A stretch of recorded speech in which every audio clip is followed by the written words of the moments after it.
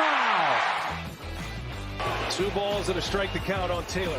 Reyes fires, swinging a drive, deep left field. This is one back. Walk the ball. Let's Taylor.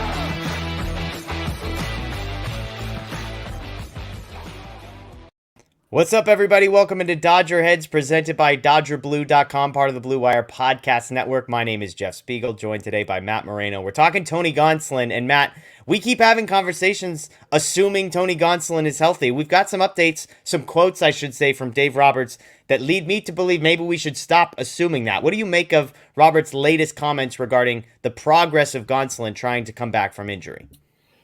Yeah, it's sort of contradictory to a lot of what we had heard up until his latest comments earlier in the week. And I mean, it caught me a little bit by surprise, although I guess maybe I should have sort of known better. I think it was obviously safe to see and assume that the initial optimism with Gonsolin only missing the minimal time, that had been ruled out. But then, he got an MRI and the reports were it was encouraging. Dave Roberts somehow didn't have all the specific details on it at the time he was asked, but said, what I do know is that it's fine. And, it's basically just the forearm strain, kind of inflammation stuff. And so I thought, okay, that's good. But then, Gonsolin, he started playing catch and then he kind of had trouble with a bullpen session. He was able to throw a second bullpen session that went a little bit better. But yeah, I mean, Roberts saying, we're not necessarily sure about his role in the postseason suggests to me that the team is already sort of planning on him probably not being fully built up as a starter. Yeah, sort of the quote that caught my eye was kind of what you're hinting at. He's hopeful Gonsolin can be part of the postseason staff, quote, in some capacity. So on one hand, you have he's hopeful he can be part of the postseason staff, period. Like, we're hopeful with less than 20 games left in the season that he's available at all. And if he is available, we're hopeful that it's in some capacity, aka in the bullpen, I would guess. And that's a huge domino. I mean, this is a guy that obviously doesn't have enough innings pitched to qualify, but has the best ERA in baseball.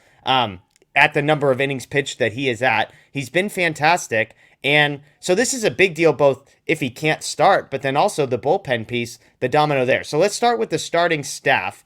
I would argue that maybe this isn't as big of a deal as it seems because it felt like the Dodgers have 5 starters competing for 4 spots already. And so now you've got 4 starters competing for 4 spots. And just to clarify, Andrew Heaney to me is like a tier below the other guys. So if Gonsolin is unable to start, you've got Urias, you've got Kershaw, you've got May, you've got Anderson. I think you feel really good about those 4. And even if you get to a second round in the NLCS and you need a 5-man rotation, you've got a guy like Heaney. So my initial reaction on the starting side, and we'll get to relief pitching here in a second, on the starting side is I think they can weather this one. Do you agree with that? Yeah, that's definitely fair. I think they can for the NLDS, but if they get into the NLCS, that's where I would become a little more concerned. And yes, in terms of, number of pitchers available, they can fulfill kind of a 5-man rotation, obviously. But I think we have all agreed, like what we've seen from Heaney sort of recently, like the idea of him staying a starter, much less, maybe on the postseason staff, has become a little bit less secure or appealing. So my biggest concern would be if they advance to the NLCS, where is Tony Gonsolin at that point? And honestly, part of me wonders if maybe they just keep him off the roster for the NLDS. I know we're going to get into it a little bit. Gonsolin as a relief pitcher isn't necessarily great. So maybe Dustin May ends up being your 4th starter in the first round, or perhaps you do roll with Andrew Heaney instead, and then give Gonsolin a little bit more time to A, get healthier, and B, maybe, get in some simulated games to continue stretching out.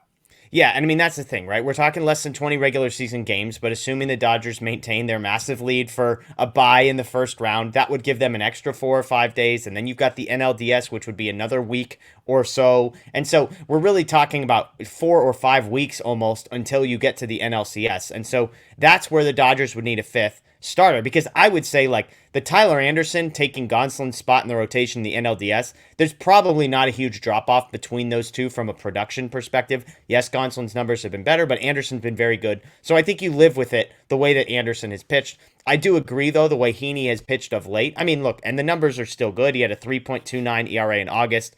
He had the one bad start against the Giants at the beginning of September, but did bounce back, allowing just 1 earned run in his next start. And so I think Heaney is good. I think there's lots of teams that would kill to have Andrew Heaney in their rotation.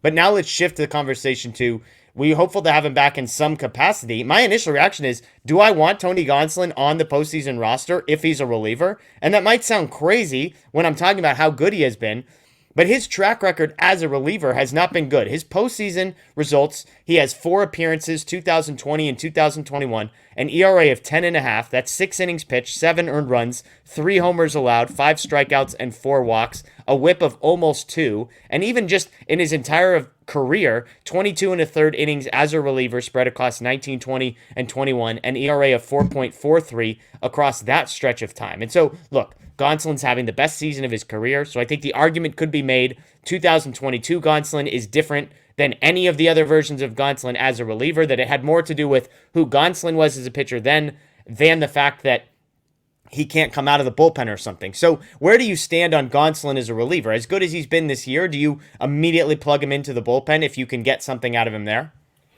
I wouldn't, and honestly, what I would do is just say, okay, like if he's not fully stretched out, then if basically just be an opener for us. And if it means only 2 innings or 3 innings, 3 innings I think would be great. 4 innings, you're taking that. That's perfect. I think 3 innings they could manage, and then you rely on your bullpen a little bit more heavily in the postseason anyway. And so then you just lean on your relief pitchers. Maybe they use like an actual opener in front of him to get through the first inning, and then if you get 3 from Gonsolin, then you're essentially halfway through the game, or just about, right? Yeah. So that's sort of that was my read on it when he said, in some capacity. I took it as, okay, maybe he's just going to be like an opener. I don't really see him going to the bullpen. I know, we've discussed the bullpen a ton on these videos and in our watch parties. Like, that's a crowded picture anyway. Yeah. And some of that is assuming, still full health, like Blake Treinen getting back, Bruce Argrater and all that. So assuming that does become the case, I just don't really see how Gonsolin would fit in there anyway, on top of, like you just alluded to, not having the best success or history out of the bullpen. Yeah, if Gonsolin's not in the rotation, it does fit perfectly in some ways because your 4th and 5th starter, Anderson and Heaney, are both lefties. So you could do a piggyback scenario with Gonsolin and one of those guys where one of them starts and Gonsolin comes in after, or vice versa. So you get a righty for a few innings and then you get a lefty for a few innings, force the other team into making some roster decisions about how they want to handle it. And so I think I'm with you on that. I think I would prefer just let him be an opener. Trust Tyler Anderson had some success coming out of the bullpen the first couple rounds this year. Heaney, his stuff fits more as a reliever because of the swing and miss stuff, even if you're terrified of the home run stuff.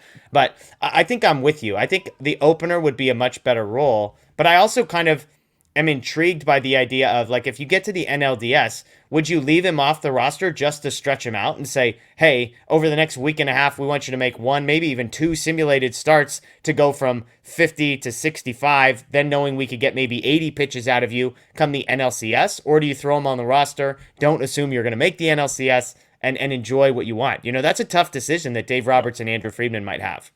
Yeah, and that's definitely a fair question because, you never want to assume, right, that you're going to advance to the next round, and the Dodgers definitely don't have that mindset or approach. I think it might just be one of those things where you sort of have to bite the bullet. Like, maybe he comes back and makes 1 start during the regular season, and you want to make sure that he stays healthy.